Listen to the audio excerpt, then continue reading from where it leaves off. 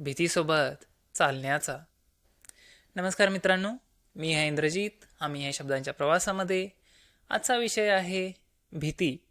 आपण सगळे घाबरतो नवीन गोष्टी करताना, वेगळं निवडताना. पण विचार करा, भीती नसणं म्हणजे धाडस असं नाही. भीती असूनही पुढे जाणं म्हणजे खरं धाडस आहे. जेव्हा तुम्ही नवीन काहीतरी सुरू करता तेव्हा तुमचं मन सांगतं काय गरज आहे. कारण मनाला सुरक्षितता आवडते, पण सुरक्षिततेत वाढ होत नाही. जर भीतीमुळे तुम्ही थांबला तर आयुष्य तिकडेच थांबतं. एक छोटासा निर्णय घ्या भीतीसोबत चालण्याचा.